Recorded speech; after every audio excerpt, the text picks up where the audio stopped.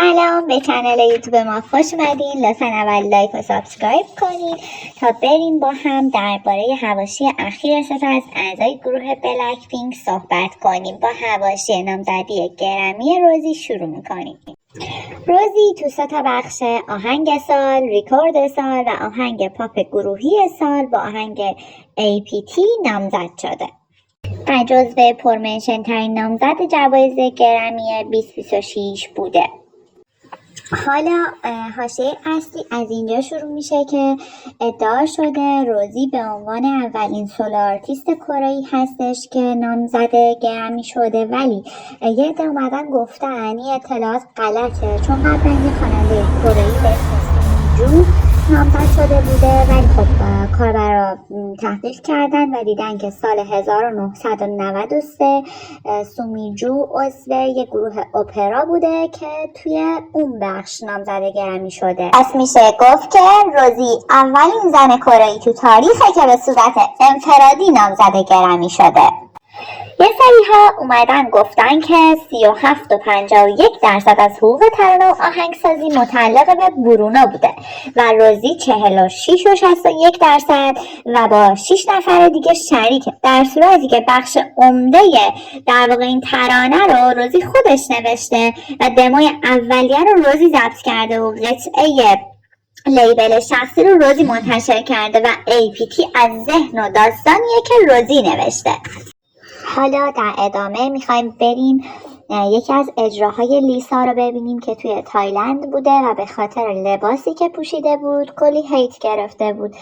بریم با هم ببینیم استایلش چی بوده و به نظر شما دلیل این همه هیت چی میتونه باشه. در واقع این اینجا داره گفته بشه که تایلند یک کشور آزاده و لیسا خیلی جسورانه و همچنین که دادگاه لیسا هم انتخاب کرده. بریم با هم ویدیوش رو ببینیم. همطور که میبینین این اجرا بوده و لباسی هستش که لیسا پوشیده. نتیزنا خواستار این شدن که لیسا کنسل بشه. اما بریم با هم ببینیم که فنای لیسا برای حمایت ازش همه با هم رقصش رو انجام دادن. در ادامه میذاریم که داشته باشیم. همونطور که میبینین فنا با انجام دادن همون رقص اومدن که از لیسا حمایت کنن و ازش طرفداری کنن. همچنین فنا توی حمایت از لیسا گفتن که شما اینقدر از بدن یک زن میترسین که به همچین موردی هیت دادین و اینجوری به هیترها در واقع تعامل نشون دادن. اما لیسا در پاسخ به این واکنش ها در واقع هیچی نگفته و همچنان لباس کوتاهش رو میپوشه و ادامه میده. اما جا داره این هم گفته بشه که مجله ووگ و خیلی از مجله های فشن دیگه گفتن که لباسای لیسا همشون الهام گرفته از یک چیزی هستن و لیسا استایلای منحصر به فرد خودش رو داره.